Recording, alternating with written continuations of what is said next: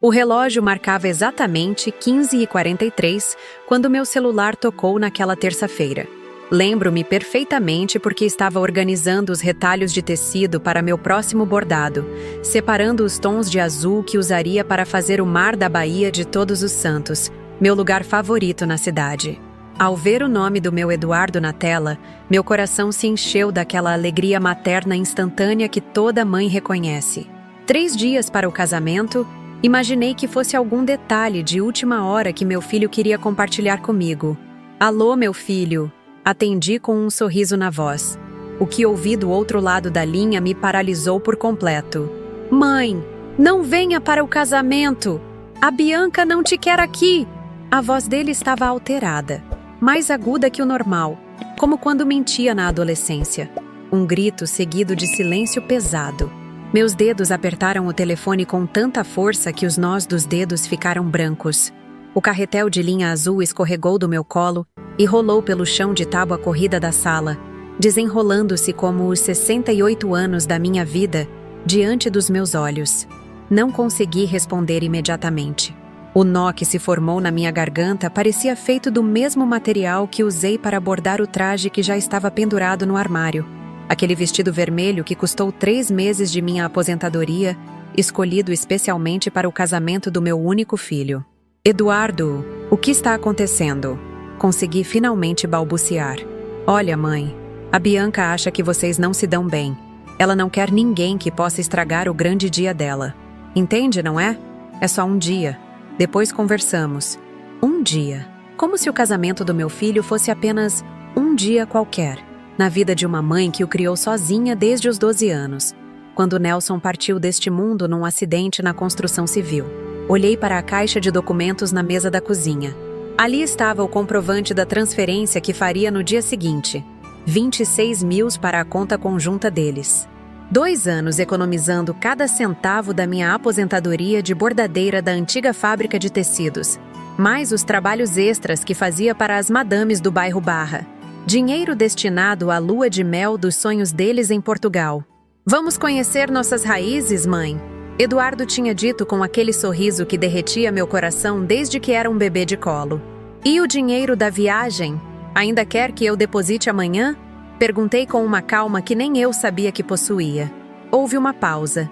Ouvi sussurros do outro lado, como se ele estivesse tampando o telefone para conversar com alguém. "Bianca, certamente." "Sim, a transferência pode fazer normal. É só a cerimônia mesmo que a Bianca prefere que seja mais íntima. Só família mais próxima dela, entende? Família mais próxima. Eu, que passei noites sem dormir para pagar a faculdade de engenharia dele, que vendi as joias que restavam da minha mãe para ajudar na entrada do apartamento onde ele mora agora com Bianca, não era considerada família próxima." "Entendo", respondi secamente. "Tenha um bom casamento, filho." Desliguei antes que as lágrimas que embaçavam minha visão começassem a cair. Aqui em Salvador, o calor de março é implacável, mas um frio estranho tomou conta do meu corpo enquanto eu olhava pela janela da minha pequena casa na Vila Aurora, observando as crianças brincando na rua, alheias ao mundo dos adultos e suas crueldades sofisticadas. Levantei-me com as pernas bambas e fui até o banco no quarteirão seguinte. Cancelei a transferência agendada. O gerente, seu Antônio, que me conhece há décadas, perguntou se havia algum problema. Engoli o choro e menti. Só uma mudança de planos. Os noivos decidiram adiar a viagem. Voltei para casa caminhando lentamente, sentindo o peso dos meus 68 anos multiplicado pela dor da rejeição. As ruas de paralelepípedos do meu bairro, que normalmente me traziam conforto com sua familiaridade, pareciam agora um caminho estranho e hostil. Foi quando passei em frente à casa de Marta Fernandes, minha vizinha e amiga há mais de 25 anos. Ela estava na varanda regando suas samambaias e acenou para mim. Deve ter notado algo em meu semblante, pois imediatamente abriu o portão de ferro. "Cláudia, o que aconteceu? Parece que viu um fantasma, mulher." Não aguentei. Ali mesmo, no portão da casa dela, desabei em lágrimas e contei tudo. Marta, com sua indignação característica, quase deixou o regador cair. "Mas isso é um absurdo! Depois de tudo que você fez por aquele menino? E aquela nojentinha da Bianca? Sempre soube que ela não prestava. com aquele nariz empinado quando passa por aqui no carro importado. Marta me puxou para dentro, preparou um chá de camomila e ficamos ali, na cozinha de azulejos azuis, discutindo o que havia acontecido. Foi ela quem primeiro plantou a semente. Você sabe que tem algo errado nessa história toda, não sabe? O Eduardo nunca faria isso por conta própria. Aquela família Vasconcelos está por trás disso. Eles sempre te olharam torto por ser uma mulher simples, uma trabalhadora. Eles têm vergonha das próprias origens, Cláudia. Enquanto a noite caía sobre Salvador, uma ideia começou a se formar na minha mente. Não seria a mãe rejeitada e humilhada que eles esperavam que eu fosse. O vestido vermelho que comprei para o casamento não ficaria mofando no armário. "O que você vai fazer?" perguntou Marta, notando a mudança na minha expressão.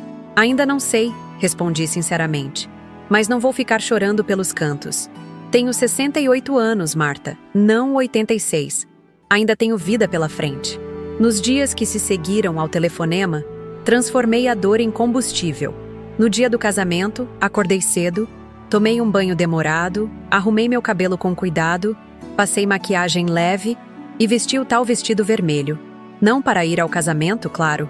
Respeitaria a vontade deles, por mais que doesse, mas também não ficaria em casa me lamentando. Peguei um táxi até o centro histórico da cidade e fui ao Café Recanto, um lugar charmoso que sempre quis conhecer, mas nunca me permiti esse luxo. Sentei-me numa mesa junto à janela, de onde podia ver o movimento da praça e o casario colonial colorido. Foi ali, bebericando um cappuccino que custava o preço de um novelo de linha boa, que conheci seu Geraldo, o dono do café. Um senhor de cabelos brancos e sorriso gentil, que notou meu vestido elegante e veio pessoalmente elogiar. "A senhora está deslumbrante. Deve ser um evento muito especial." Algo na gentileza genuína daquele estranho me fez abrir o coração. Contei-lhe sobre o casamento do meu filho, a rejeição, a mensagem cruel. "Sabe", ele disse pensativo após ouvir minha história, "às vezes o que parece rejeição é na verdade proteção divina contra algo pior." Não entendi completamente o significado daquelas palavras naquele momento, mas elas ficaram ecoando na minha mente. Seu Geraldo insistiu que eu experimentasse o bolo de laranja da casa, por conta da casa, e acabamos conversando por quase 2 horas. Ao me despedir, ele me entregou um cartão do café com seu número pessoal anotado no verso.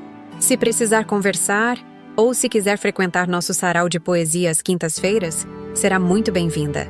Voltei para casa com uma sensação estranha de leveza, como se aquele simples ato de sair sozinha, arrumada, e fazer algo por mim mesma tivesse sido uma pequena revolução pessoal.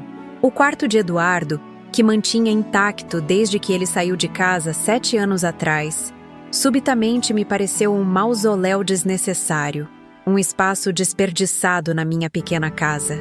Naquela mesma noite, enquanto o casamento do meu filho acontecia sem minha presença, comecei a esvaziar o quarto. Cada objeto, cada lembrança, cada peça de roupa antiga que guardava foi cuidadosamente separada. O que guardar por valor sentimental verdadeiro, o que doar, o que descartar. Trabalhei até a madrugada, movida por uma energia que não sentia há anos. Quando terminei, olhei para o espaço vazio, as paredes claras, e vi ali não um quarto abandonado, mas uma tela em branco. Um novo começo. Vou transformar isso em meu ateliê, decidi em voz alta, como se precisasse ouvir a ideia para torná-la real. Vou voltar a criar, a bordar não apenas para sobreviver, mas para me expressar. Não sabia ainda, mas aquela decisão seria o primeiro passo de uma jornada que me levaria a lugares que jamais imaginei. Lugares que revelariam segredos obscuros sobre a família que havia me rejeitado e transformariam para sempre a vida do meu filho. Mas naquela noite, tudo o que eu sabia era que, aos 68 anos, estava prestes a redescobrir quem realmente era Cláudia Mendonça, muito além de ser apenas a mãe do Eduardo. De onde você está assistindo esta história? Já passou por alguma rejeição familiar que te marcou profundamente? Quero conhecer vocês que me acompanham aqui no canal Vovó Lembrou. E se você ainda não se inscreveu, faça isso agora, porque o que vem a seguir nessa história vai mostrar como transformei minha dor em algo que ninguém poderia prever. Há coisas na vida que só entendemos quando olhamos para trás, como os pontos de um bordado visto pelo avesso, confusos, embaralhados, sem sentido aparente. Foi assim com minha história com Eduardo e a família Vasconcelos. Para que vocês entendam como cheguei àquele telefonema devastador, preciso voltar no tempo. Depois que Nelson faleceu em um acidente na construção onde trabalhava, me vi sozinha com Eduardo, que tinha apenas 12 anos. O mundo desabou sobre meus ombros naquele dia. Lembro-me do rosto infantil do meu filho, os olhos inchados de tanto chorar, segurando minha mão no enterro. "Somos só nós dois agora, mãe", ele disse com uma maturidade que partiu meu coração. "Vamos ficar bem?" A pergunta dele era também a minha, mas engoli o medo e assenti, prometendo algo que não sabia se poderia cumprir. Nossa casa na Vila Aurora, que antes parecia aconchegante, tornou-se repentinamente grande demais, com o fantasma da ausência de Nelson em cada canto. O salário de bordadeira na fábrica de tecidos mal cobria as contas, mas descobri que minhas mãos podiam fazer mais. Comecei a aceitar encomendas de bordados personalizados das senhoras ricas de Salvador. Trabalhava até tarde da noite, depois que Eduardo dormia, os dedos doloridos e os olhos ardendo sob a luz amarelada do abajur. "Mãe, você não dormiu de novo", Eduardo comentava ao me encontrar adormecida sobre os tecidos na mesa da cozinha. Eu sorria, disfarçando o cansaço, e preparava seu café da manhã antes da escola. Nossos momentos mais felizes eram aos domingos, quando fechávamos as janelas contra o calor da tarde e inventávamos jogos ou líamos juntos. Eduardo adorava livros de aventura, e mais tarde, de engenharia e arquitetura. "Vou construir prédios que não caem, mãe", ele dizia, o fantasma do pai presente em suas ambições. Fiz de tudo para que ele tivesse uma educação de qualidade. Economizei para cursos extras, comprei livros usados, negociei bolsas parciais. Quando ele passou para a engenharia civil na Universidade Federal da Bahia, chorei escondida no banheiro de tanta felicidade. Meu menino tinha conseguido. Os anos da faculdade foram duros, mas gratificantes. Eduardo morava ainda comigo, ajudava em casa quando podia, embora eu insistisse que ele se concentrasse nos estudos. "Seu futuro é sua prioridade", repetia como um mantra. Em seu último ano, conseguiu um estágio em uma construtora importante. Foi lá que conheceu Augusto Vasconcelos, que ficou impressionado com seu talento. "Mãe, o senhor Vasconcelos me convidou para um jantar na casa dele. Disse que quer me apresentar ao resto da família", Eduardo contou, os olhos brilhando de expectativa. Naquela época, eu não conhecia a reputação dos Vasconcelos em Salvador, donos de uma rede de hotéis luxuosos, envolvidos em grandes empreendimentos imobiliários, nomes frequentes nas colunas sociais. O Eduardo, que voltou daquele jantar, parecia diferente, mais contido, quase reverente. "A casa deles é incrível, mãe. Tem vista para toda a Baía de Todos os Santos. E a filha deles, Bianca, ela estudou arquitetura na Europa. Fala 3 idiomas. Percebi a admiração em sua voz, aquela que antecede o amor e também, muitas vezes, a desilusão. Nas semanas seguintes, o nome de Bianca tornou-se constante em nossas conversas. Eduardo começou a trabalhar mais, ficar até tarde no escritório, mencionar projetos importantes nos quais estava colaborando. Quando finalmente conheci Bianca, foi numa circunstância que já estabeleceu o tom de nosso relacionamento. Eduardo a trouxe para um almoço de domingo em nossa casa. Passei 2 dias preparando tudo, limpando cada canto, cozinhando minha especialidade, moqueca de camarão com farofa de dendê, até coloquei minhas melhores toalhas bordadas na mesa. Bianca chegou usando óculos escuros que não tirou mesmo dentro de casa. Alta, magra, com aquele tipo de beleza que parece saída de revista, perfeitamente arrumada, mas sem calor humano. Observei como seus olhos percorreram nossa sala, demorando-se nas paredes que precisavam de pintura, nos móveis simples, bem cuidados, mas claramente envelhecidos. "Que casa acolhedora", ela disse, e naquele único adjetivo estava contido todo um universo de condescendência.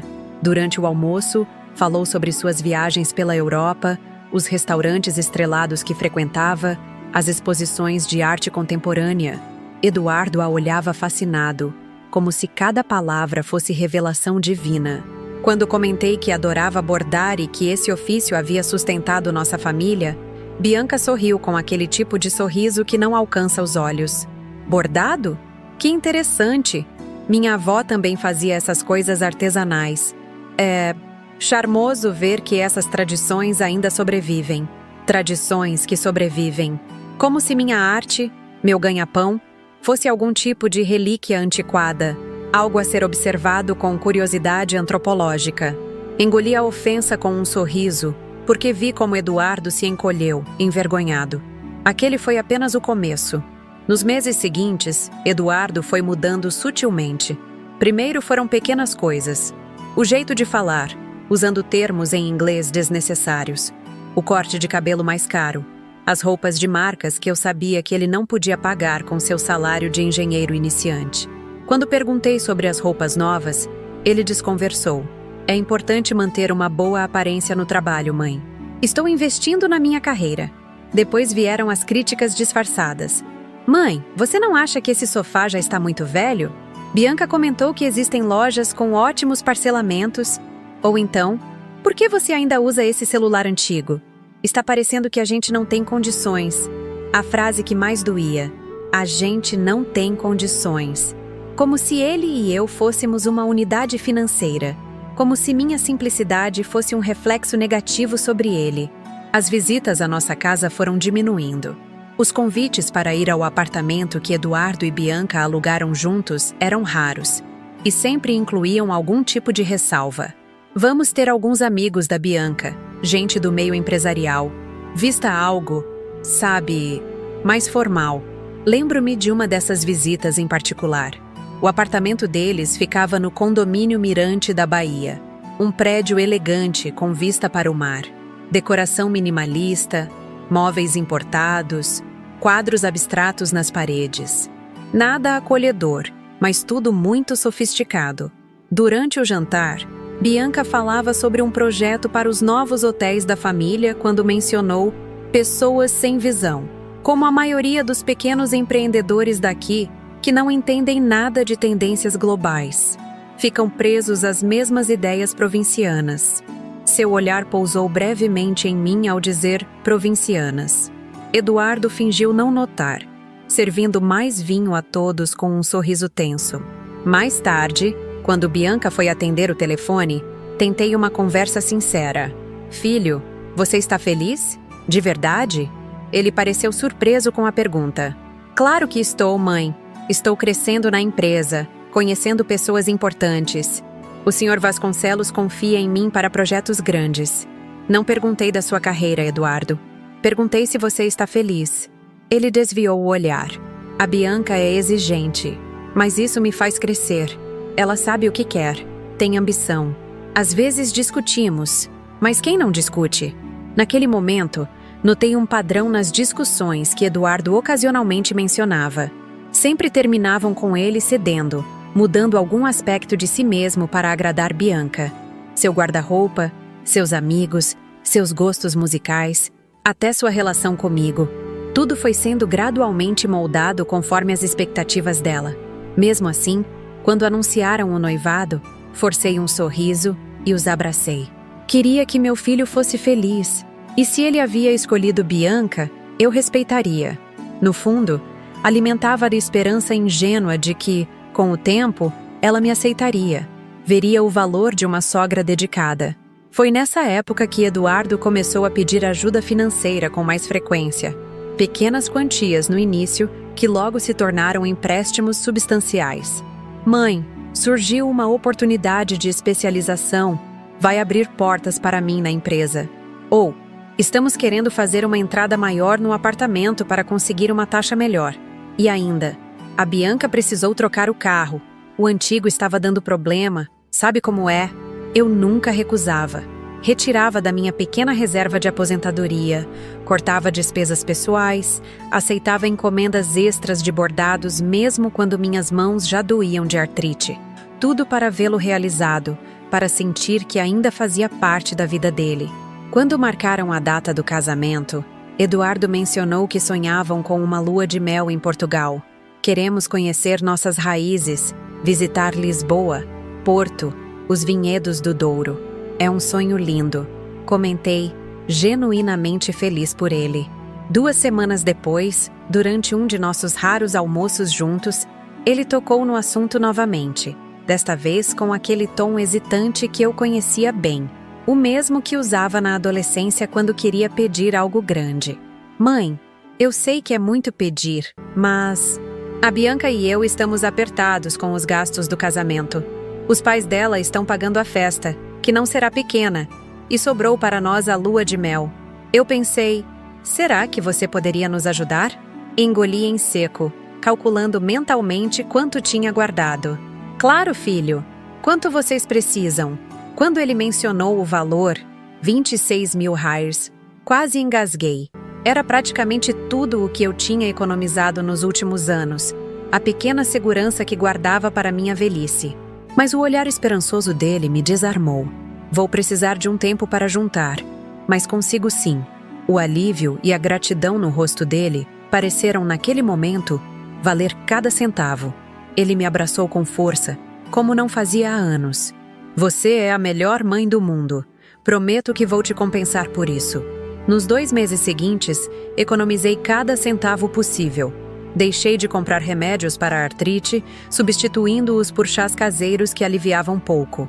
Cancelei a pequena assinatura de TV a cabo que era meu único luxo. Peguei mais encomendas de bordados, trabalhando até altas horas. Quando finalmente juntei o valor, senti um misto de orgulho e apreensão. Programei a transferência para 3 dias antes do casamento, para ter certeza de que tudo estaria certo. Foi então que recebi aquele telefonema. Não venha para o casamento. A Bianca não te quer aqui. O choque inicial deu lugar a uma dor profunda. Depois, a uma raiva silenciosa. Cancelei a transferência sem avisar Eduardo. Se não era bem-vinda na cerimônia, meu dinheiro também não seria bem-vindo na lua de mel. Nos dias que se seguiram, enquanto arrumava o quarto de Eduardo para transformá-lo em meu ateliê, encontrei uma pasta antiga com recortes de jornais. Eram notícias sobre investigações envolvendo empresas de construção em Salvador, incluindo menções discretas aos Vasconcelos. Nada conclusivo, mas o suficiente para despertar minha curiosidade. Quando saí naquele dia do casamento, vestida de vermelho para meu encontro comigo mesma no Café Recanto, não fazia ideia de que aqueles recortes e o encontro com seu Geraldo seriam as primeiras peças de um quebra-cabeça muito maior e mais sombrio do que eu poderia imaginar. No dia seguinte ao casamento, recebi uma mensagem curta de Eduardo. Notei que você não fez a transferência. Podemos conversar sobre isso? Estamos com tudo planejado para a viagem. Não respondi imediatamente.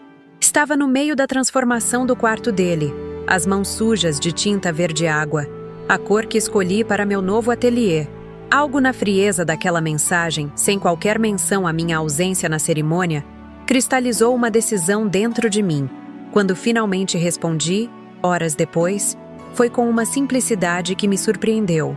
Como não fui bem-vinda ao casamento, achei que meu dinheiro também não seria. Precisamos conversar pessoalmente, não por mensagens. O telefone tocou menos de 1 minuto depois. Era Eduardo, a voz tensa, quase sussurrada. Mãe, não é bem assim. A Bianca está passando por muita pressão. O casamento, o trabalho, você sabe como é. Ela ficou nervosa. Nervosa o suficiente para me banir do casamento do meu único filho, mas não nervosa o suficiente para dispensar os 26 mil reais que eu economizei para vocês? Silêncio do outro lado. Então, em um tom que misturava súplica e irritação. Olha, eu sei que foi ruim, mas já aconteceu. Não podemos deixar isso para trás? Precisamos desse dinheiro, mãe. Os bilhetes já estão comprados, o hotel reservado. Com que dinheiro compraram os bilhetes se precisavam da minha ajuda? Mais silêncio. Depois, quase inaudível. Usamos o cartão de crédito da Bianca. Vamos parcelar, mas contávamos com sua ajuda para não começar o casamento endividados.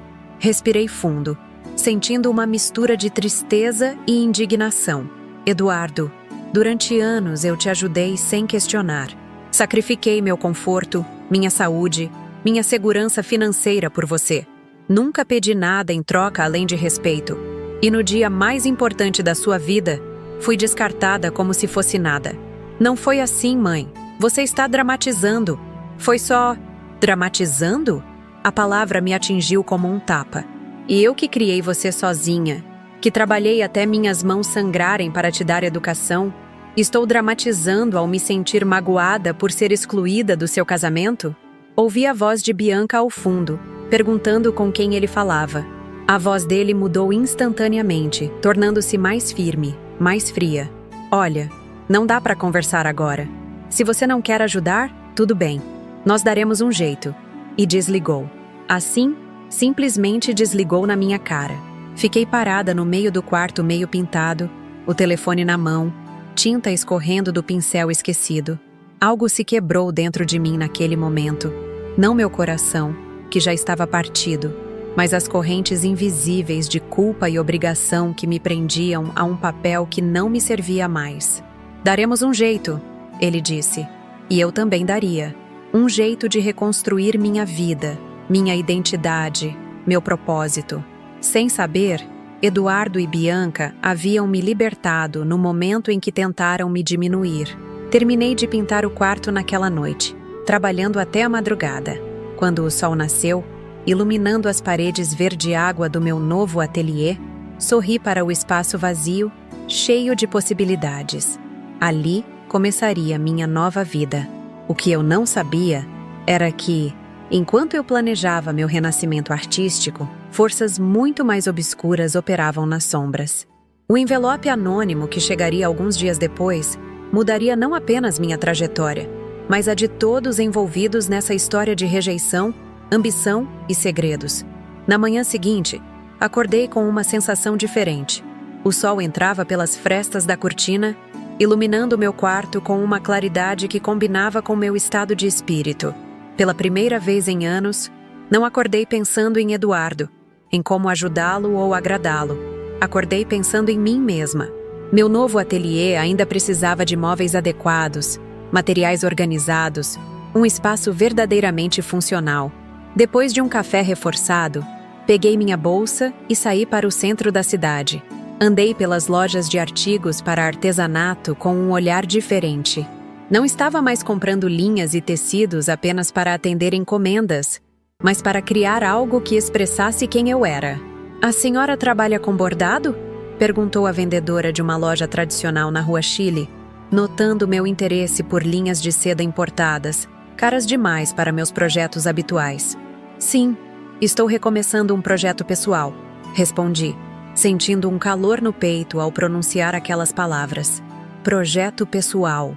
Quanto tempo fazia que não fazia algo apenas para mim? Comprei materiais que nunca me permitiria antes. Linhas finas, tecidos especiais, bastidores de qualidade superior. Usei parte do dinheiro que havia reservado para a lua de mel de Eduardo. Uma pequena fração. O resto permaneceria guardado. Não por ele, mas como minha segurança, meu futuro. Nas semanas seguintes, meu ateliê ganhou vida. Uma escrivaninha antiga que restaurei, prateleiras para organizar os materiais, uma poltrona confortável junto à janela que dava para o quintal. As paredes verde-água ganharam vida com pequenos quadros, fotos de bordados que admirava, esboços de ideias. Era um espaço inteiramente meu, cada centímetro refletindo minhas escolhas, não as necessidades de outra pessoa.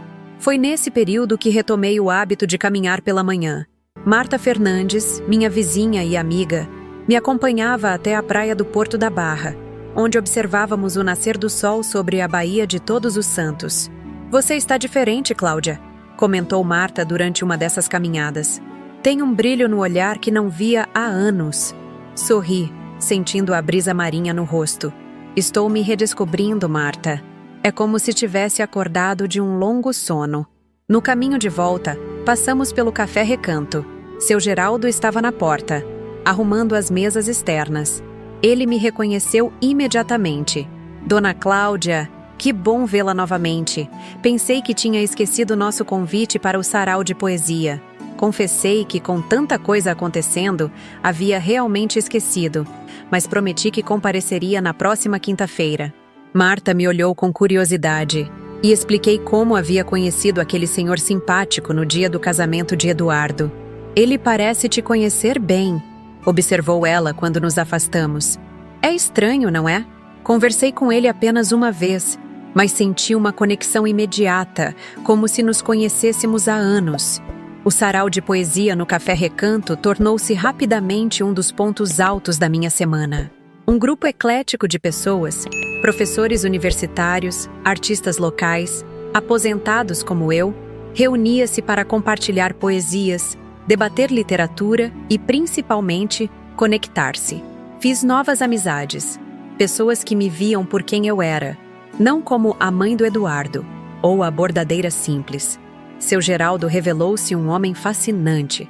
Tinha sido professor de literatura antes de abrir o café. Viajara pelo mundo, conhecia histórias de Salvador que nem os guias turísticos sabiam. Nossos interesses comuns nos aproximaram naturalmente, e logo estávamos conversando sobre livros, arte e a vida em geral. Foi durante uma dessas conversas que mencionei meu projeto pessoal de bordado, uma série de painéis representando a vida em Salvador através dos olhos de uma mulher comum. Isso não me parece obra de uma mulher comum, comentou ele, com aquele olhar penetrante que parecia enxergar além das palavras. Parece trabalho de uma artista. Artista.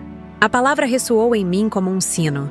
Era assim que eu queria me ver, como me sentia quando bordava não apenas pontos decorativos, mas histórias, emoções, experiências. Conheço alguém que precisa ver seu trabalho, disse seu Geraldo, anotando um nome e endereço em um guardanapo. Beatriz Sampaio, dona da Galeria Artes da Bahia. Ela tem um olhar apurado para talentos autênticos. Hesitei antes de aceitar o papel. Não sei se estou pronta para mostrar meu trabalho assim. A vida é curta demais para hesitações, Dona Cláudia. Especialmente quando já perdemos tanto tempo. Aquelas palavras me acompanharam no caminho de volta para casa. A vida é curta demais para hesitações. Quantos anos havia dedicado exclusivamente aos outros? Quanto tempo havia negligenciado meus próprios sonhos? No dia seguinte, reunindo toda a minha coragem, telefonei para o número que seu Geraldo havia me dado. Para minha surpresa, Beatriz Sampaio me atendeu pessoalmente. E após uma breve explicação sobre quem eu era e como obtive seu contato, marcou um encontro para a semana seguinte. Passei dias selecionando meus melhores trabalhos, não os mais tecnicamente perfeitos, mas os que carregavam mais emoção, mais história. Marta me emprestou seu carro para que eu pudesse transportar tudo até a galeria no bairro do Rio Vermelho. A Galeria Artes da Bahia ocupava um casarão colonial restaurado, com amplas janelas e luz natural que valorizava as obras expostas. Beatriz Sampaio me recebeu com curiosidade genuína. Uma mulher de cerca de 40 anos, cabelos cacheados curtos, roupas coloridas e uma energia contagiante. Então, você é a bordadeira que Geraldo tanto elogiou, disse, enquanto examinava meus trabalhos com olhos críticos. Ele raramente se engana sobre pessoas. Observei nervosamente enquanto ela analisava cada peça, ocasionalmente fazendo perguntas sobre minha técnica, inspiração, processo criativo. Após quase uma hora, ela se virou para mim com um sorriso decidido. Cláudia, seu trabalho tem algo raro, autenticidade. Não é apenas tecnicamente excelente, mas carrega uma narrativa emocional poderosa. Estou organizando uma exposição coletiva sobre mulheres de Salvador daqui a 3 meses. Gostaria que você participasse com algumas peças. Senti meu coração acelerar. Uma exposição de arte. Meu trabalho, que antes era apenas funcional ou decorativo, seria visto como arte. Aceitei o convite com uma mistura de entusiasmo e apreensão, perguntando-me se seria capaz de criar algo à altura da oportunidade. Nas semanas seguintes, mergulhei no trabalho com uma dedicação quase obsessiva. Acordava cedo, trabalhava até tarde, experimentando novos pontos, combinações inusitadas de cores e texturas. O bordado, que sempre foi meu refúgio e sustento, transformou-se em um veículo de expressão que nunca havia imaginado. Foi durante esse período intenso de criação que recebi um telefonema inesperado. Era Eduardo, a voz tensa, quase irreconhecível. Mãe, preciso te ver. Podemos conversar? A lua de mel havia sido cancelada, explicou ele. Bianca estava indisposta depois de uma discussão séria. Marcamos um café para o dia seguinte, em um lugar neutro perto do centro. Quando o vi entrando na cafeteria, mal reconheci meu filho. Estava abatido, com olheiras profundas, o corpo tenso como se carregasse um peso invisível. Sentou-se à minha frente, evitando meu olhar direto. Queria pedir desculpas. Começou, as palavras saindo com dificuldade. Pelo casamento, pela forma como te tratamos, por tudo. Observei-o em silêncio, notando como suas mãos tremiam levemente ao segurar a xícara de café. Não era apenas remorso que o afligia. Percebi. Era medo.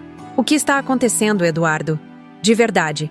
Ele hesitou, olhando ao redor como se temesse ser ouvido. As coisas com Bianca não são como eu pensava. Depois que você não transferiu o dinheiro, ela ficou furiosa. Disse que eu não tinha controle sobre minha própria mãe, que sou um fraco. E o que você acha disso? Não sei mais o que pensar, mãe. Sinto que estou perdendo o controle de tudo. No trabalho, o senhor Vasconcelos está me pressionando com projetos cada vez mais complexos, com prazos impossíveis. Em casa, Bianca questiona cada decisão que tomo. É como se eu estivesse sufocando. Quis abraçá-lo, protegê-lo como quando era criança. Mas o menino assustado que via diante de mim não era mais uma criança. E seus problemas não seriam resolvidos com um abraço materno. Precisava encontrar sua própria força. Eduardo, só você pode decidir que tipo de vida quer viver, que tipo de homem quer ser. Não posso resolver isso por você. Ele assentiu, desviando o olhar. Sei disso. Só queria que soubesse que sinto muito. Por tudo. Nos despedimos com um abraço breve, desconfortável. Enquanto o observava se afastar, uma sensação inquietante cresceu dentro de mim. Havia algo mais naquela história. Algo que Eduardo não estava me contando. Voltei para casa pensativa, dividida entre a preocupação maternal e a determinação de manter o foco na minha própria jornada. Ao abrir o portão, notei algo incomum. Um envelope pardo, sem remetente, havia sido deslizado por baixo da porta. Levei-o para dentro com curiosidade. Não tinha marcas postais, o que significava que alguém o havia entregue pessoalmente. Dentro, encontrei fotos impressas e documentos. As primeiras imagens me chocaram profundamente. Bianca, nitidamente reconhecível, em situações íntimas com um homem mais velho. Demorei alguns segundos para processar que aquele homem era Augusto Vasconcelos, seu sogro, pai dela apenas por casamento, não por sangue, mas ainda assim uma traição devastadora. As fotos tinham datas variadas, algumas de até 2 anos atrás, muito antes do casamento com Eduardo. Mas o que realmente me gelou o sangue foram os documentos, contratos, memorandos internos, planilhas financeiras da construtora onde Eduardo trabalhava. Mesmo com o meu conhecimento limitado de negócios, pude entender o esquema básico que aqueles papéis revelavam. Eduardo estava sendo usado como laranja em operações fraudulentas. Sua assinatura aparecia em projetos superfaturados, licenças obtidas por meios duvidosos, contratos com cláusulas escondidas. Era um esquema elaborado de lavagem de dinheiro, usando a construtora como fachada. Sentei-me, atordoada, tentando processar o que aquilo significava. Meu filho não era apenas uma vítima de manipulação emocional. Estava sendo implicado em crimes sérios, possivelmente sem seu conhecimento completo. Passei a noite analisando aqueles documentos, tentando entender quem poderia ter me enviado aquilo e por quê. Pela manhã, exausta, mas determinada, guardei tudo em um cofre improvisado que mantinha escondido desde os tempos em que Nelson me deixava dinheiro para emergências. Precisava agir com cautela. Se aqueles documentos fossem autênticos, estávamos lidando com pessoas poderosas e perigosas. Se fossem falsos, alguém estava tentando me manipular por razões desconhecidas. Minha primeira ideia foi procurar Eduardo imediatamente, mostrar-lhe tudo. Mas algo me deteve. O estado emocional dele, o medo em seus olhos. Será que já sabia de algo? Estaria voluntariamente envolvido? Ou completamente ignorante, uma peça descartável no jogo dos Vasconcelos? Decidi consultar a única pessoa que me inspirava confiança absoluta naquele momento, seu Geraldo. Não pelos poucos meses de amizade, mas por uma intuição profunda que não conseguia explicar. Liguei para o Café Recanto e pedi para falar com ele em particular. Nos encontramos no final da tarde, quando o café estava fechando. Levei apenas algumas das fotos e documentos, os mais reveladores, escondidos em uma pasta entre meus desenhos de bordado. Preciso da sua opinião sincera sobre algo delicado, disse, após verificar que estávamos realmente a sós. Mostrei-lhe o material, observando atentamente sua reação. Para minha surpresa, seu Geraldo não pareceu chocado. Examinou tudo metodicamente, como alguém habituado a analisar evidências. Onde conseguiu isso? Perguntou finalmente, a voz calma demais. Alguém deixou na minha porta, sem identificação. Ele assentiu lentamente, como se confirmasse algo que já suspeitava. Dona Cláudia, preciso ser honesto com a senhora. Nosso encontro no dia do casamento do seu filho não foi acidental. Senti um arrepio percorrer minha espinha. O que quer dizer? Sou Geraldo Neves, ex-delegado da Polícia Federal. Estou investigando os Vasconcelos há mais de 5 anos, mesmo após minha aposentadoria oficial. A revelação me atingiu como um soco. Geraldo não era apenas o simpático dono do café que havia se tornado meu amigo. Era um investigador que, de alguma forma, me conhecia antes mesmo de nos encontrarmos por acaso. Por que eu? Por que se aproximou de mim? Porque seu filho está no centro de uma operação que pode derrubar uma das maiores redes de corrupção do Estado. E porque, após observá-la por semanas, concluí que a senhora é exatamente o que precisávamos. Alguém subestimado por todos, mas com inteligência e coragem suficientes para ajudar. Aquilo era demais para absorver de uma vez. Geraldo, ou Delegado Neves, como agora sabia ser seu verdadeiro título, percebeu meu choque e suavizou o tom. Não queria envolvê-la assim, mas quando a vi naquele dia, tão digna apesar da rejeição, percebi que talvez fosse o momento certo. O envelope que recebeu veio de um informante nosso, mas precisávamos que chegasse através de alguém que não levantasse suspeitas. Então nossa amizade, o interesse no meu trabalho, tudo foi uma estratégia? Ele segurou minhas mãos com firmeza. A estratégia inicial foi me aproximar, sim. Mas a amizade que desenvolvemos é genuína, Cláudia. Assim como minha admiração pelo seu talento. Beatriz realmente ficou impressionada com seu trabalho. Aquilo não foi encenação. Retirei minhas mãos tentando organizar meus pensamentos. O que exatamente você quer de mim? Queremos que continue fazendo exatamente o que está fazendo. Criando sua arte, reconstruindo sua vida. Mas também precisamos de seus olhos e ouvidos.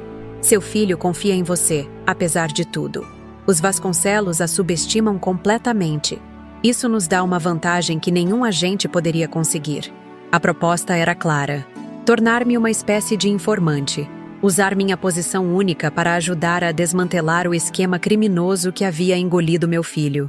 Era perigoso, eticamente complexo e potencialmente devastador para minha relação já frágil com Eduardo. E se eu recusar? Então continuaremos nossa investigação por outros meios. A senhora guarda essas evidências em segurança, segue sua vida, e nós encontramos outro caminho, mas seu filho continuará envolvido, possivelmente se afundando cada vez mais. Fiquei em silêncio, considerando minhas opções. Parte de mim queria simplesmente voltar para meu ateliê, focar nos bordados, na exposição que se aproximava, na nova vida que estava construindo para mim mesma. Outra parte, porém, sabia que não poderia virar as costas para Eduardo, mesmo que ele tivesse feito isso comigo. Preciso de tempo para pensar, disse finalmente. Geraldo assentiu, compreensivo. É justo, mas não demore muito. O tempo está contra nós. Voltei para casa naquela noite com a mente em turbilhão. Deitada na cama, olhando para o teto, lembrei-me das palavras que Geraldo havia dito no nosso primeiro encontro. Às vezes o que parece rejeição é na verdade proteção divina contra algo pior. Agora entendia o verdadeiro significado daquela frase. Se não tivesse sido excluída do casamento, se tivesse continuado na mesma dinâmica de sempre com Eduardo e os Vasconcelos, jamais teria iniciado essa transformação pessoal. Jamais teria conhecido Geraldo, descoberto meu potencial artístico, encontrado a força que não sabia que possuía. A rejeição que tanto me feriu havia sido, de fato, o início de uma libertação. Na manhã seguinte, tomei minha decisão. Não seria apenas pela justiça abstrata ou pela operação policial que Geraldo coordenava. Seria por Eduardo, para salvá-lo do abismo em que estava caindo. E seria por mim mesma, pela mulher que estava descobrindo ser. Liguei para Geraldo e disse simplesmente: "Estou dentro. O que precisamos fazer agora?" Sua resposta foi direta: "Continue trabalhando em sua arte para a exposição. Crie algo especial, algo que conte uma história em múltiplas camadas. E enquanto isso, vamos planejar como usar esse evento para expor a verdade de uma vez por todas." Assim começou a fase mais extraordinária da minha vida. Durante o dia, eu era Cláudia Mendonça, a bordadeira descobrindo-se como artista. À noite, tornava-me parte de uma operação complexa para desmantelar um esquema criminoso que envolvia algumas das pessoas mais poderosas de Salvador. E no centro de tudo isso, crescia dentro de mim uma obra-prima, um tríptico bordado que, aos olhos comuns, representaria a família brasileira tradicional, mas que, para os observadores atentos, revelaria em metáforas visuais toda a corrupção, traição e manipulação que havia descoberto. Cada ponto, cada cor, cada textura seria parte de um plano maior, um plano de justiça, libertação e, de certa forma, vingança. Não uma vingança mesquinha movida por mágoa, mas a vingança da verdade contra a mentira, da dignidade contra a humilhação. Enquanto bordava a tarde da noite, pensava em como a vida dá voltas inesperadas. Quem imaginaria que eu, Cláudia Mendonça, aos 68 anos, após ser rejeitada e excluída, encontraria não apenas um novo propósito, mas um papel crucial em uma história muito maior do que jamais poderia ter sonhado? As semanas que se seguiram foram as mais intensas da minha vida. Durante o dia, eu me dedicava aos bordados para a exposição, criando obras que serviriam tanto como arte quanto como evidência. À noite, reunia-me secretamente com Geraldo e, ocasionalmente, com outros agentes aposentados que formavam sua rede informal de investigação. Meu tríptico tomava forma lentamente, transformando-se em algo muito além do que inicialmente planejei. A primeira peça representava uma família tradicional brasileira em um cenário idílico. Pai, mãe, filho, avó, todos sorridentes sob um céu azul de Salvador.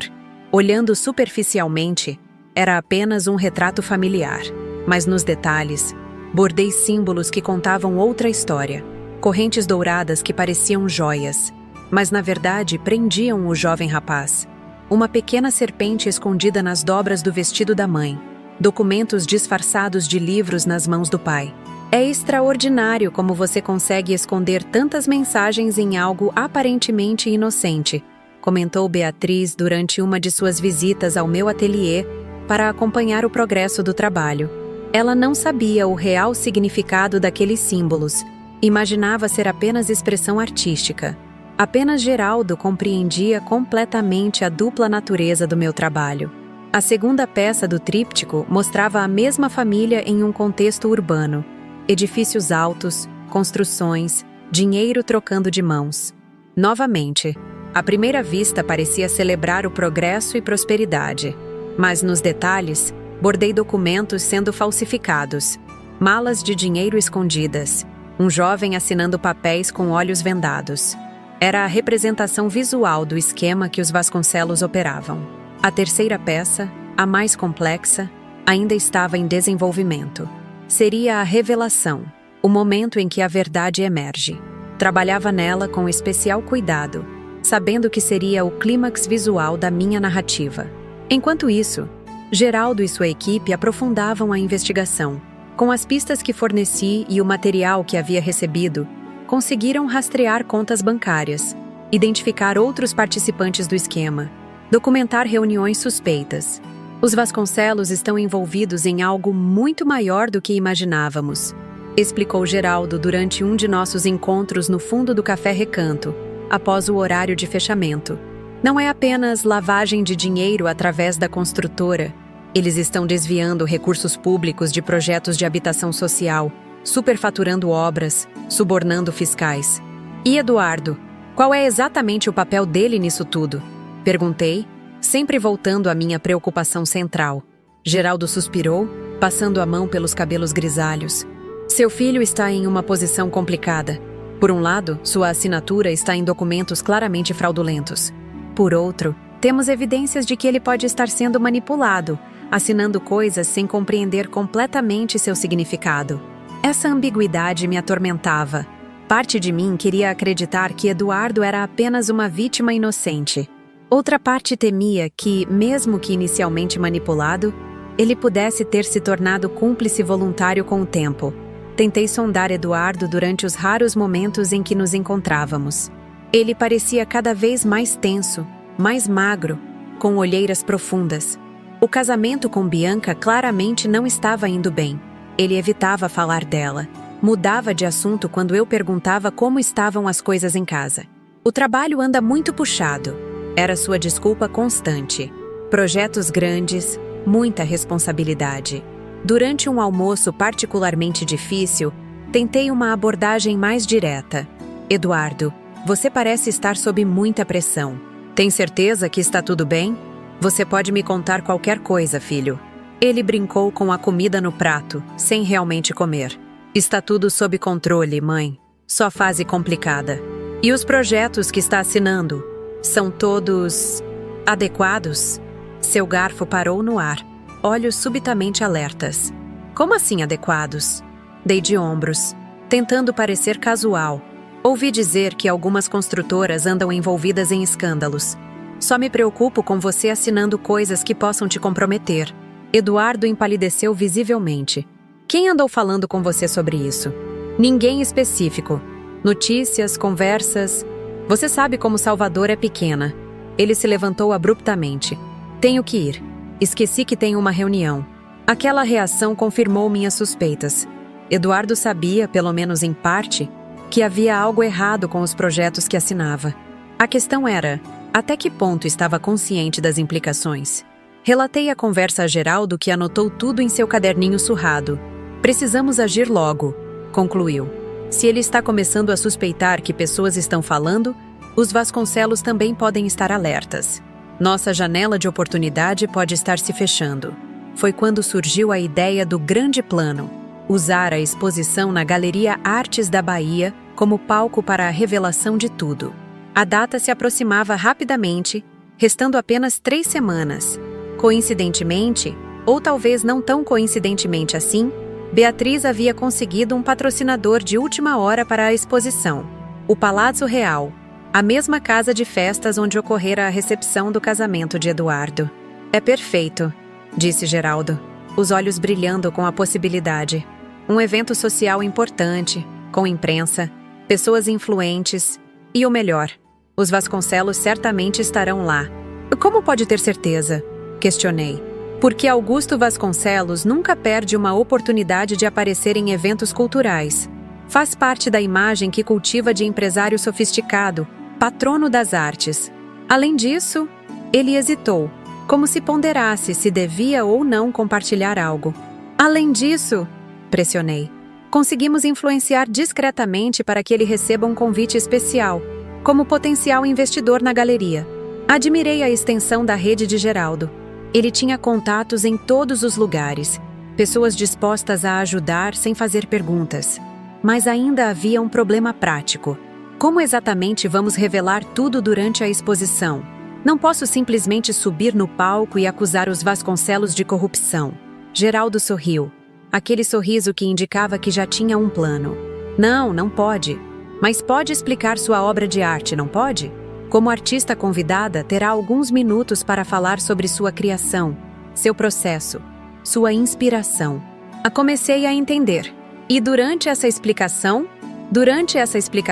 conectaremos seu computador ao projetor, supostamente para mostrar detalhes do seu processo criativo. Mas o que aparecerá na tela serão as evidências que coletamos: fotos, documentos, gravações. Era um plano audacioso, arriscado.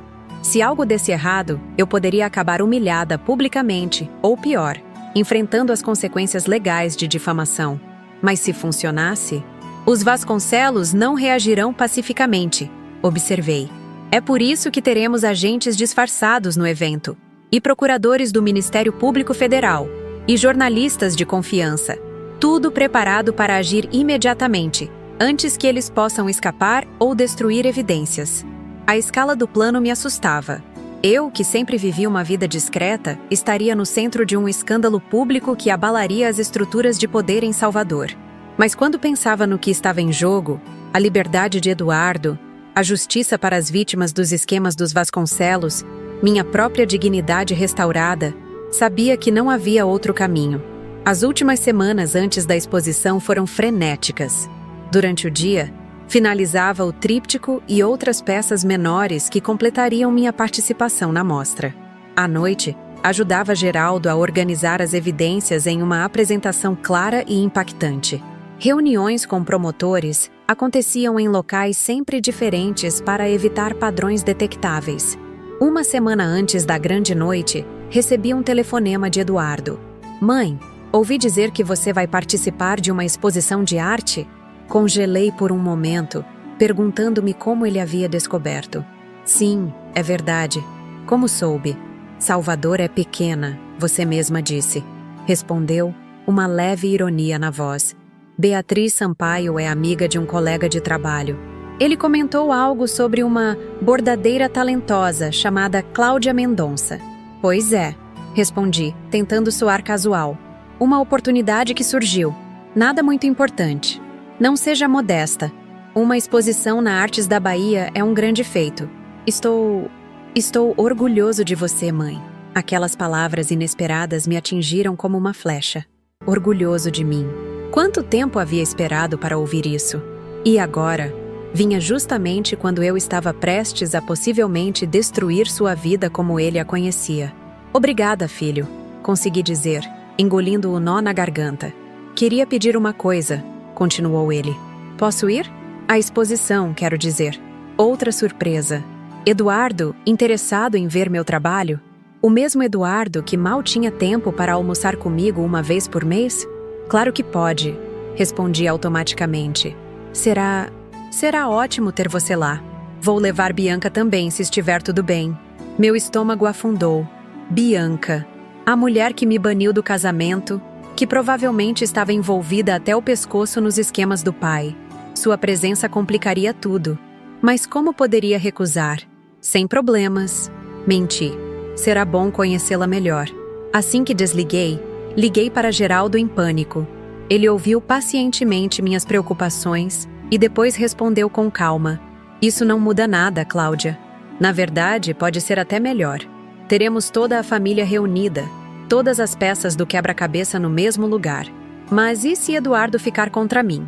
E se ele se sentir traído? É um risco que precisamos correr. Lembre-se do objetivo maior: salvá-lo de afundar ainda mais nesse esquema, livrar sua reputação antes que seja tarde demais."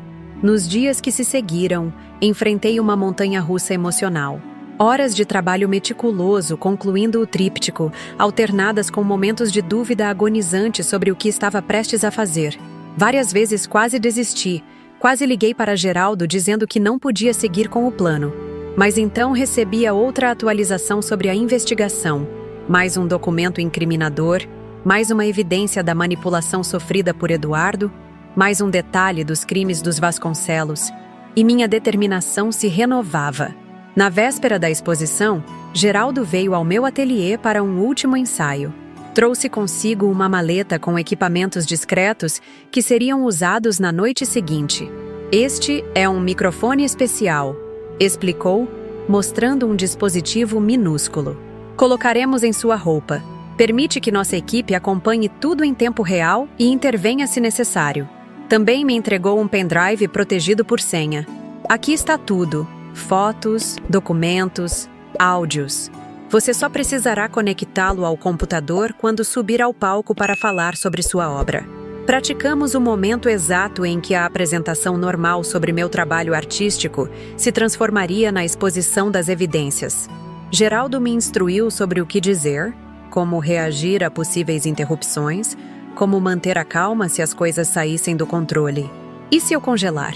Se não conseguir seguir com o plano? Ele segurou minhas mãos trêmulas nas suas, firmes e calejadas por décadas de trabalho policial. Você não vai congelar, Cláudia. Sabe por quê? Porque você é uma das pessoas mais fortes que já conheci. Criou um filho sozinha, trabalhou incansavelmente, suportou rejeição e humilhação, e ainda assim encontrou força para recomeçar aos 68 anos. Isso não é pouca coisa. Suas palavras me acalmaram momentaneamente, mas assim que ele saiu, a ansiedade voltou com força total. Passei a noite quase em claro, repassando mentalmente cada detalhe do plano, imaginando todos os possíveis desdobramentos. Na manhã da exposição, acordei com uma estranha serenidade, como se todas as dúvidas e medos tivessem se esgotado durante a noite insone, deixando apenas clareza e determinação. Tomei um banho demorado, deixando a água levar embora os últimos vestígios de hesitação. Em seguida, abri o guarda-roupa e peguei o vestido vermelho, o mesmo que havia comprado para o casamento de Eduardo, o mesmo que usei no dia em que conheci Geraldo no Café Recanto. Parecia apropriado completar o círculo assim, usando novamente aquela peça que simbolizava tanto minha rejeição quanto meu renascimento. Enquanto me arrumava, encarando meu reflexo no espelho, mal reconhecia a mulher que me olhava de volta. Não era apenas o cabelo cuidadosamente penteado ou a maquiagem leve que realçava meus traços. Era algo nos olhos, uma determinação, uma força que não existia antes.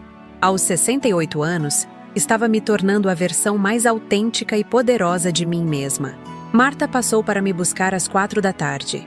Levamos cuidadosamente o tríptico e as outras peças embaladas para seu carro. Durante o trajeto até o Palácio Real, ela falava animadamente sobre a exposição, sobre como estava orgulhosa de mim, sobre como era incrível ver minha transformação nos últimos meses.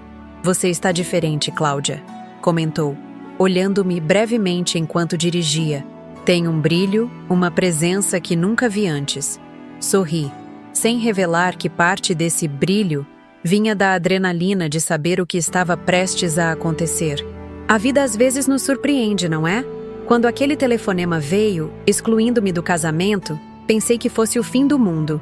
Agora vejo que foi apenas o começo de uma nova jornada. Chegamos ao Palácio Real 2 horas antes da abertura oficial da exposição. Beatriz já estava lá, coordenando os últimos ajustes. Cumprimentou-me efusivamente e me levou para conhecer o espaço onde meu trabalho seria exposto. Ironicamente, o mesmo salão onde havia ocorrido a recepção do casamento de Eduardo. Seu tríptico ficará nesta parede principal, explicou ela, indicando um espaço de destaque. É o local perfeito, com a iluminação ideal para destacar os detalhes dos bordados. Enquanto Beatriz se afastava para atender outros artistas, Geraldo apareceu discretamente ao meu lado, fingindo admirar uma escultura próxima. Está tudo pronto, murmurou sem olhar diretamente para mim. Agentes posicionados, promotores a postos, jornalistas brifados. O técnico de informática já preparou o computador para a apresentação. Assenti levemente, ajustando o tríptico na parede. E agora? Agora esperamos. Seu momento será às 8 em ponto, depois dos discursos de abertura. Lembre-se, comece falando normalmente sobre seu trabalho. Depois faça a transição para a apresentação no computador. Ele se afastou tão discretamente quanto havia chegado, misturando-se aos funcionários que finalizavam os preparativos. As portas abriram às 6 em ponto. Os primeiros convidados começaram a chegar: críticos de arte, colecionadores, representantes de instituições culturais. Beatriz me apresentava orgulhosamente a todos como sua grande descoberta.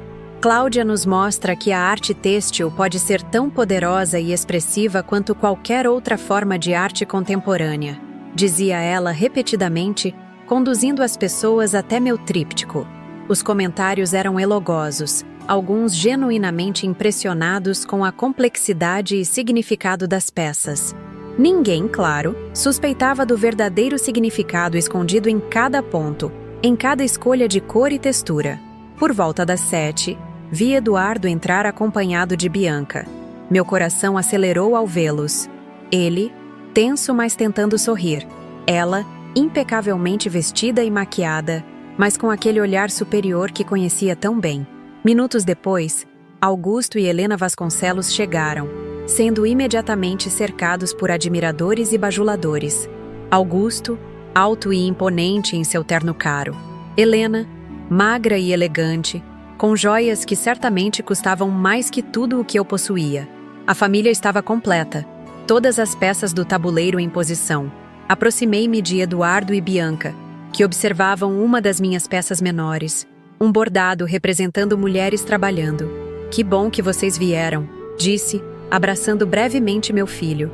"Não perderia por nada, mãe", respondeu Eduardo, parecendo genuinamente interessado. "Seu trabalho é incrível. Nunca imaginei que sua mãe tivesse talento artístico", completou Bianca com um sorriso que não alcançava os olhos. "É realmente uma surpresa agradável." Aquele comentário condescendente era tão típico dela que quase sorri. Em poucas horas, seu mundo de superioridade e manipulação desmoronaria completamente. Beatriz apareceu, anunciando que os discursos de abertura começariam em 5 minutos. Meu momento estava se aproximando. Enquanto me posicionava próxima ao palco improvisado, Geraldo passou por mim e sussurrou: "Coragem. Estamos todos com você."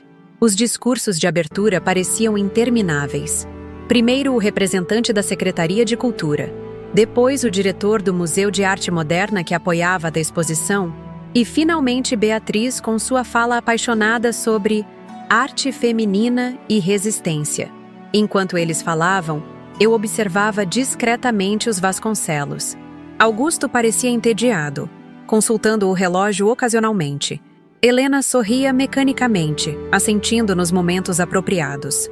Bianca mantinha-se ao lado de Eduardo, sua mão possessivamente em seu braço, como se marcasse território. Meu filho alternava olhares entre o palco e meu tríptico na parede oposta, uma expressão intrigada em seu rosto.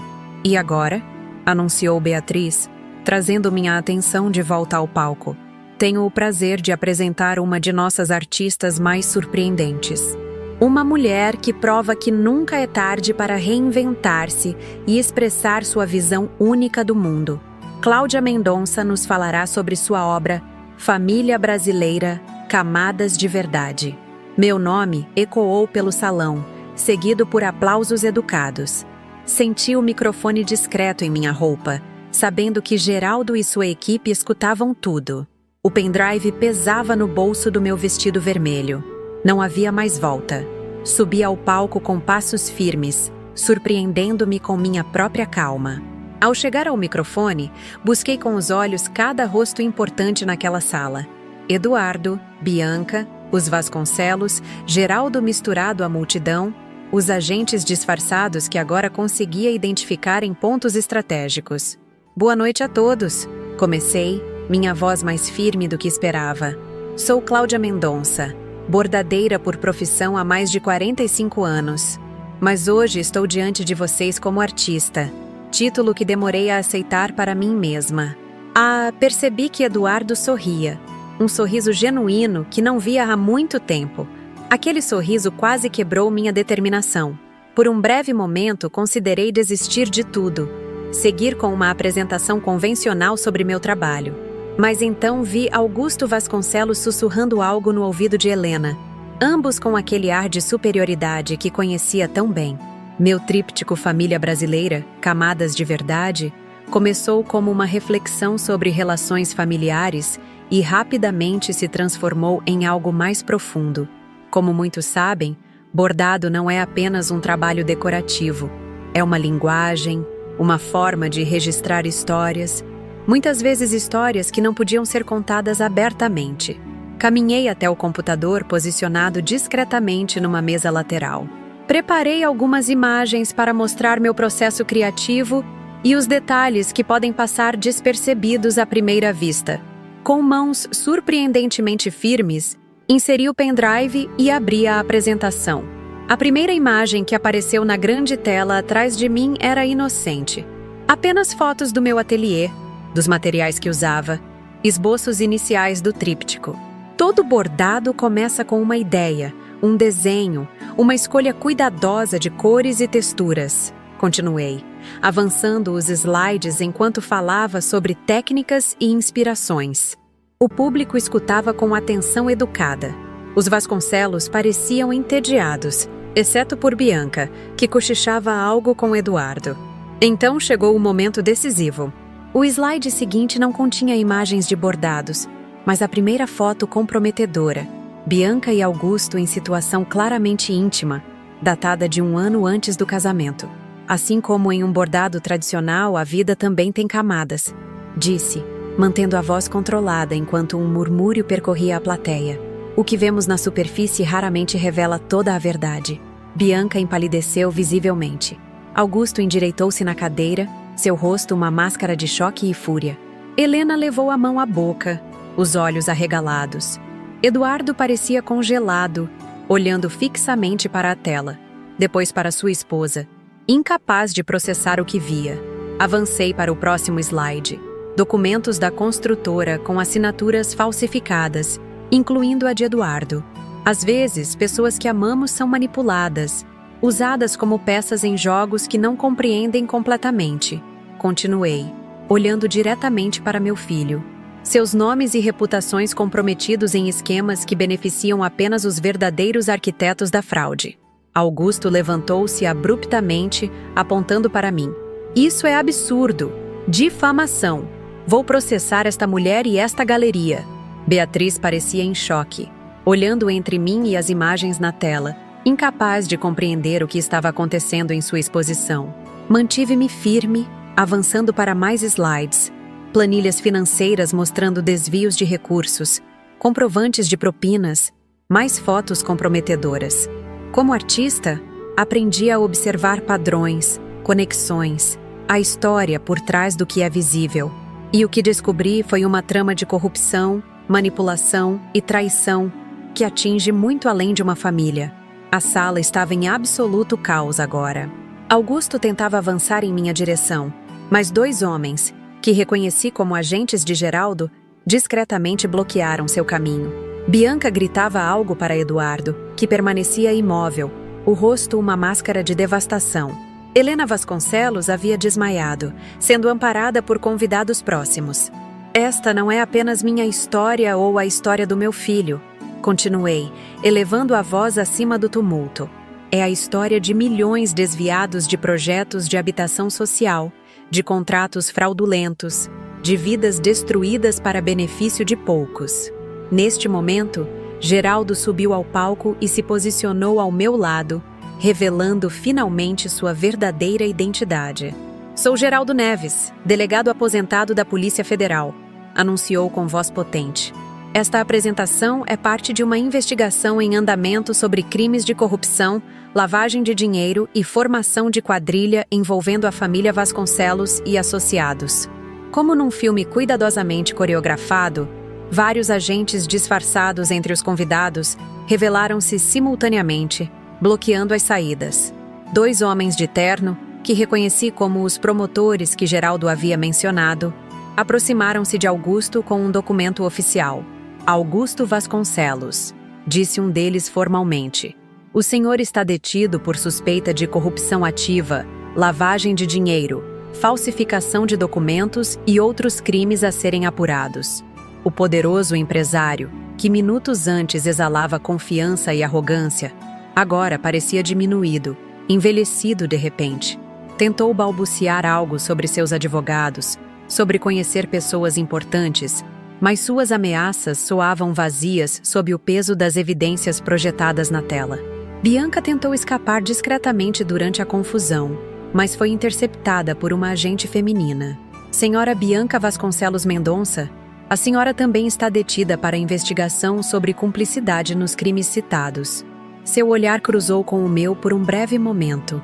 Não havia mais desdém ou superioridade naqueles olhos. Apenas medo e ódio cru. Desviei o olhar, focando em quem realmente importava naquele momento. Eduardo. Meu filho permanecia no mesmo lugar, aparentemente incapaz de se mover, observando tudo com uma expressão que partia meu coração. Desci do palco e caminhei até ele. ignorando os flashes das câmeras e o burburinho crescente, à medida que jornalistas presentes percebiam a magnitude do que estavam testemunhando. Eduardo, chamei suavemente, tocando seu braço. Ele se afastou como se meu toque queimasse. Você planejou tudo isso? Todo esse tempo? A dor em sua voz era palpável. Não desde o início, respondi honestamente. Mas quando descobri o que estavam fazendo com você, como estavam te usando, não podia ficar parada. Usando-me? Eu sabia exatamente o que estava fazendo, exclamou, um lampejo de raiva substituindo brevemente o choque. Sabia mesmo, filho. Sabia que sua assinatura estava em documentos que implicavam você diretamente em crimes graves? Sabia que o caso entre Bianca e o pai dela já existia muito antes de você entrar na empresa? Suas defesas pareceram desmoronar com essas palavras. Vi a verdade em seus olhos. Talvez soubesse de algumas irregularidades. Talvez tivesse ignorado sinais preocupantes. Mas certamente não compreendia a extensão completa do que estava acontecendo. Por que assim? Perguntou finalmente, gesticulando para o caos ao nosso redor. Para os Vasconcelos sendo conduzidos para fora sob os flashes incessantes das câmeras. Por que desta forma tão pública? Porque precisava ser impossível de abafar, respondeu Geraldo, que havia se aproximado discretamente. Os Vasconcelos têm conexões poderosas. Uma denúncia silenciosa poderia desaparecer em gavetas burocráticas. Precisávamos de um escândalo público grande demais para ser ignorado. Eduardo desviou o olhar, observando Bianca sendo escoltada para fora. Ela não olhou para trás nem uma vez. Senhor Mendonça, continuou Geraldo em tom profissional, precisaremos de seu depoimento. Temos evidências substanciais de que o senhor pode ter sido manipulado e coagido, mas sua cooperação será fundamental para esclarecer completamente sua situação. Eduardo assentiu mecanicamente, ainda parecendo perdido. Posso falar com minha mãe a sós por um momento? Geraldo concordou, afastando-se discretamente. Ficamos em silêncio por alguns instantes, ilhas de quietude em meio ao turbilhão que se desenrolava ao nosso redor. Jornalistas tentavam se aproximar, mas eram mantidos à distância por agentes. Nunca imaginei que minha mãe... Eduardo começou, sem conseguir completar a frase. Que sua mãe bordadeira, aquela que você e Bianca achavam tão simplória e antiquada, fosse capaz de desmantelar um esquema criminoso que enganou autoridades por anos? Completei, sem conseguir evitar uma ponta de orgulho na voz. Ele baixou os olhos, a vergonha evidente em seu rosto. Quando te excluímos do casamento, foi ideia da Bianca. Ela disse que você não se encaixava no nível dos convidados, que seria constrangedor. Eu deveria ter me defendido? Perguntei suavemente. Sim, deveria. Mas agora não é hora de lamentar o passado. Temos que olhar para frente, lidar com o que está por vir. Vou ser preso? Perguntou, o medo transparecendo em sua voz. Não se colaborar plenamente, respondeu Geraldo, que havia retornado. Temos evidências substanciais de coerção e manipulação no seu caso. Se contar tudo o que sabe, há boas chances de ser tratado como testemunha, não como réu. Um oficial aproximou-se, informando que precisavam levar Eduardo para prestar depoimento formal. Antes que ele se afastasse, segurei suas mãos. Estarei com você em cada passo, filho. Não como antes, não fazendo tudo por você, mas ao seu lado, enquanto você assume responsabilidade pelos seus atos e reconstrói sua vida. Ele assentiu, lágrimas finalmente brotando em seus olhos. Me perdoa, mãe? Por tudo? Já perdoei, respondi sinceramente. Agora você precisa aprender a se perdoar também. Observei enquanto ele era conduzido para fora, cercado por oficiais que, graças à intervenção de Geraldo, o tratavam com respeito, não como criminoso. Quando me virei, notei que a exposição havia sido oficialmente encerrada, os convidados sendo educadamente convidados a se retirar. Beatriz aproximou-se, ainda visivelmente abalada. Cláudia, eu não sei o que dizer. Quando te convidei para expor, jamais imaginei... Sinto muito por transformar sua exposição em cenário para isso, respondi sinceramente. Mas seu olhar artístico estava certo desde o início. Você viu a autenticidade no meu trabalho, viu que havia mais camadas do que aparentava. Para minha surpresa, ela sorriu. Sabe, em mais de 20 anos como galerista, nunca presenciei nada remotamente parecido, mas há algo poeticamente justo nisso tudo. A arte sempre foi instrumento de verdade e transformação social. Nos dias que se seguiram, a operação que começou naquela noite na galeria expandiu-se dramaticamente. As evidências encontradas nas residências e escritórios dos Vasconcelos, apreendidos imediatamente após as prisões, revelaram uma rede de corrupção muito maior do que imaginávamos inicialmente. Políticos, juízes, empresários importantes. Muitos foram implicados. A imprensa apelidou o caso de Operação Bordado, em referência à minha participação inusitada. Virei, sem querer, uma espécie de celebridade local, símbolo de resistência e coragem. Eduardo cooperou plenamente com as investigações. Como Geraldo previra, foi tratado como testemunha-chave, não como réu. O processo seria longo, mas havia boas chances de sair relativamente ileso juridicamente, embora o impacto em sua carreira e reputação fosse inevitável. Bianca e Augusto permaneceram detidos, negando-se a colaborar, apostando na proteção de suas conexões poderosas. Helena Vasconcelos, após se recuperar do colapso inicial, surpreendentemente decidiu cooperar, revelando que sabia de parte dos esquemas e do caso entre o marido e a enteada, mas havia sido ameaçada para manter silêncio. Um mês após a exposição, inaugurei minha própria galeria de arte têxtil em um pequeno espaço no Centro Histórico de Salvador. Não era apenas uma galeria comercial, funcionava também como centro de apoio para mulheres idosas, vítimas de abandono familiar e violência psicológica. Um lugar onde elas poderiam redescobrir seus talentos, sua voz, sua força, assim como eu havia redescoberto os meus. Geraldo tornou-se um visitante frequente, inicialmente com a desculpa de me atualizar sobre os desdobramentos da investigação, depois simplesmente pelo prazer da minha companhia. Nossa amizade, nascida de circunstâncias tão incomuns, floresceu em algo que nenhum de nós esperava aos nossos 60 e tantos anos. Eduardo e eu reconstruímos nossa relação lentamente. Ele estava diferente, mais humilde, mais reflexivo, aprendendo finalmente a assumir responsabilidade por suas escolhas. Começou terapia, buscou novos rumos profissionais longe da influência tóxica dos Vasconcelos, aproximou-se de antigos amigos que havia abandonado para agradar Bianca. Numa tarde de domingo, quase um ano após a famosa exposição, Eduardo apareceu em minha casa sem avisar. Trazia um pequeno pacote embrulhado cuidadosamente. "Encontrei isso entre minhas coisas", disse, entregando-me o embrulho. "Achei que deveria voltar para você." Dentro estava a antiga caixinha de madeira entalhada, que Nelson, meu falecido marido, havia feito para guardar minhas primeiras linhas de bordado. Eu a havia dado a Eduardo quando ele se casou, como uma lembrança do pai. "Isso é seu, filho." Tentei devolver. Ele balançou a cabeça. "Não, mãe, é seu." Eu não soube valorizar o que significava, a história que carregava. Agora sei que preciso construir minha própria história, criar minhas próprias lembranças significativas. Aquele gesto simbolizava perfeitamente nossa nova relação, não mais baseada em dependência ou expectativas, mas em respeito mútuo e compreensão genuína. Certa vez, um jornalista que me entrevistava para uma reportagem sobre a Operação Bordado perguntou se tudo o que fiz havia sido motivado por vingança contra os Vasconcelos, contra Bianca, contra todos que me humilharam. "Vingança?"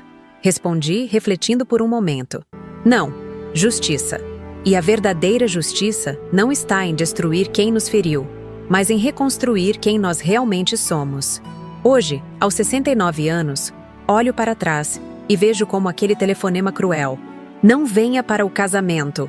Minha esposa não te quer aqui." Foi, ironicamente, o momento mais libertador da minha vida. Foi a rejeição que me forçou a olhar para mim mesma, a redescobrir minha identidade além do papel de mãe, a encontrar uma força que não sabia que possuía. Quando bordo agora, cada ponto carrega uma história. Não apenas a história visível na superfície do tecido, mas todas as camadas de significado por baixo. Como aquele tríptico que mudou tantas vidas, Inclusive a minha, cada pessoa é mais complexa, mais profunda, mais capaz do que aparenta à primeira vista. E você, que me escuta agora, lembre-se, nunca é tarde para recomeçar, para se redescobrir, para mostrar ao mundo e a si mesmo que sua história está longe de terminar.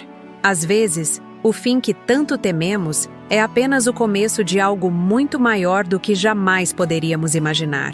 É difícil acreditar que tudo isso aconteceu comigo, Cláudia Mendonça, uma simples bordadeira de Salvador, que, aos 68 anos, transformou a maior dor da minha vida em minha maior vitória. Quando recebi aquele telefonema do meu filho Eduardo dizendo: "Não venha para o casamento, minha esposa não te quer aqui", jamais poderia imaginar que aquela rejeição abriria caminho para uma completa revolução na minha existência.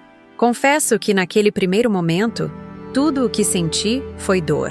Uma dor que atravessava meu peito como agulha em tecido, deixando um rastro de lágrimas que pareciam não ter fim.